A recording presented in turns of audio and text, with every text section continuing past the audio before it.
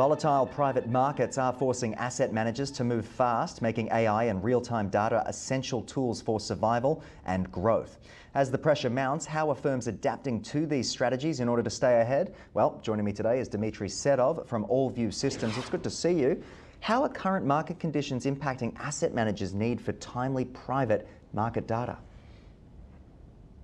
Mike, you're spot on. I think the conditions are rapidly changing for a number of reasons. I think the industry is maturing for sure. In private capital, the line between private and public is actually blurring.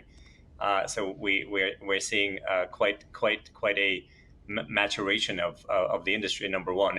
Number two, the expenses are piling up as asset managers are dealing with more legacy platforms, older, outdated tech, and are at the same time competing for assets under management. The expenses are mounting, and the pressure to reduce them is certainly growing as well. And let's not forget, AI is there, and while everybody would love to think that it's a magic bullet, it is not. It works well, and it is a powerful tool if it's integrated right into the workflows and if it has the right data.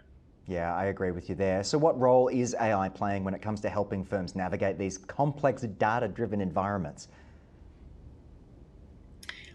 What I would like to say is that today AI is still a tool. We are all investing and looking forward to the day tomorrow, hopefully, when AI becomes your co-worker. And in not too distant of a future, we're hoping it will become your co-innovator. But again, today, it remains a tool, a very powerful tool.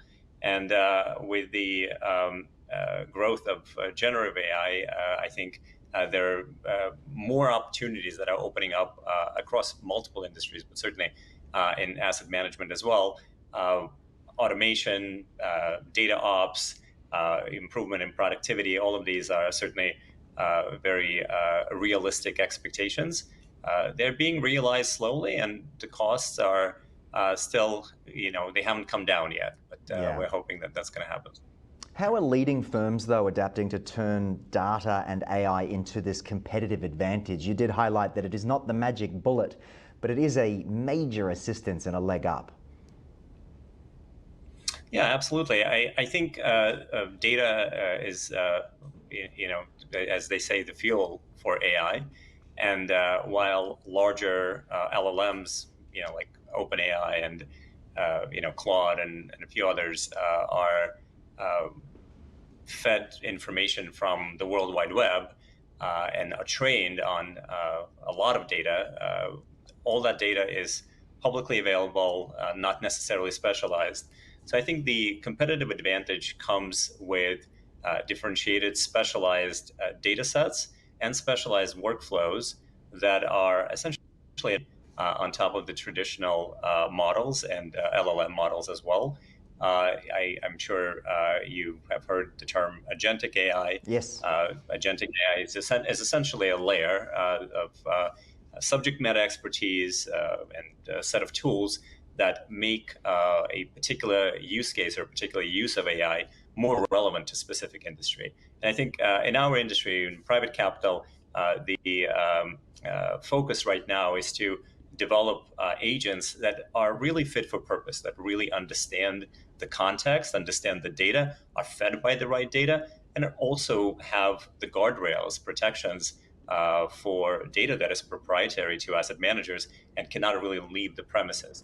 So the trick here is lean on the foundational knowledge and then overlaid with specialized knowledge that remains within the four walls of the asset manager or provided by trusted providers and technology firms like Allvue Systems, for example.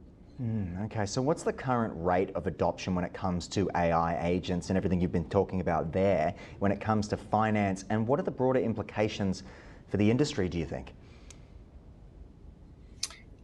We are seeing a very rapid embrace of the need to adopt AI, and I intentionally make this a kind of a two-storied sentence because while the desire to be in the game of generative AI and really invest resources into implementing some of this technology in-house is certainly there. I think the rate of adoption has not reached its peak or has not crescendoed yet, simply because the technology does not do everything we expect it to do out of the box.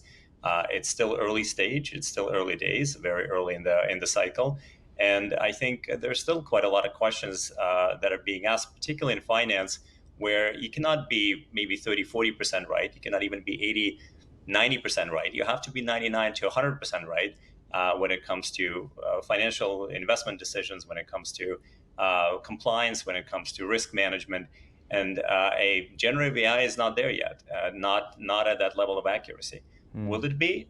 I'm an optimist, and I believe that over the next year or two, we will see substantial improvement in quality of the outputs and the accuracy of the outputs.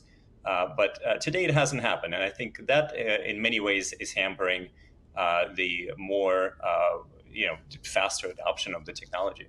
Yeah, absolutely. No, it's interesting stuff to talk about, and I appreciate you jumping up on the program today, Dmitri. If people do want to continue this discussion with you or someone from the team, where's the best place to go in order to connect and learn more? Allvuesystems.com, ALLVUE systems.com is our website. We are a leading provider of technology solutions and data to private capital markets and alternative investors. So I hope people can visit and we can continue this conversation offline. Wonderful stuff from you. And again, appreciate your time right here on Ticker. Thank you, Mike.